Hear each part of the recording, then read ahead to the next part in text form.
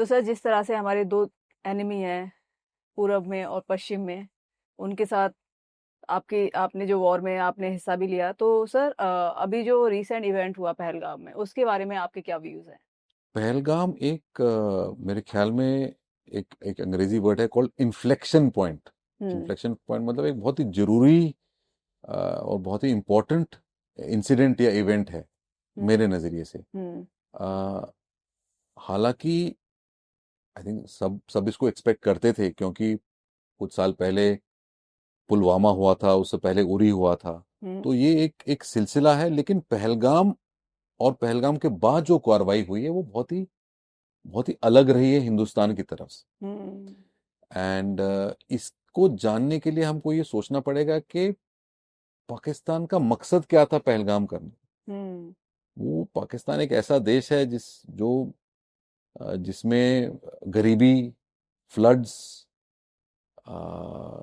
Internal unrest, Balochistan में, खैबर पख्तूनख्वा में उनके टेररिस्ट आए हुए हैं। ये सब के बावजूद वो इंडिया के साथ ऐसा क्यों करता है, उसका हम्म। उसका मकसद क्या है, हम्म। इसके बारे में अगर हम सोचें तो ये पता चलेगा कि पाकिस्तान में जो डिसीजन मेकिंग है, जो हम्म। ये सब कार्रवाई कराता है, वो फौज है। हम्म।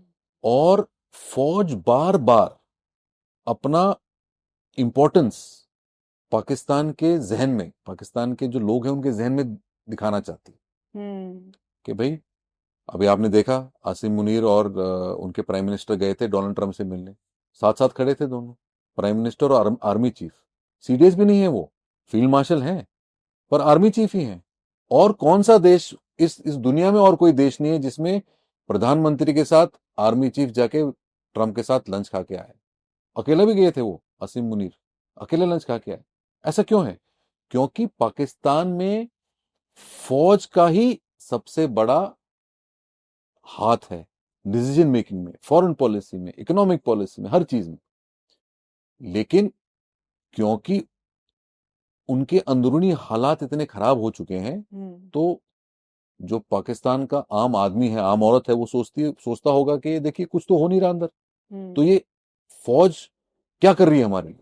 हम्म। उस चक्कर में शायद उसने वो ये पहलगाम का अटैक किया।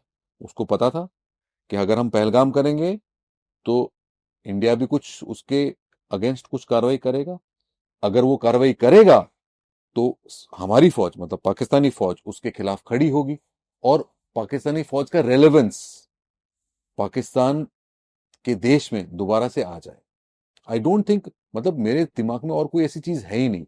ऑफ कोर्स एक और बात आ सकती है कि आसिम मुनीर और उनकी इंटरनल पॉलिटिक्स, कि वो कैसे इमरान खान, आसिम मुनीर का रेलेवेंस विद इन पाकिस्तान है। हम्म। बट जो इंडिया ने कार्रवाई करी थी वो शायद पाकिस्तान एक्सपेक्ट नहीं कर रहा। हम्म।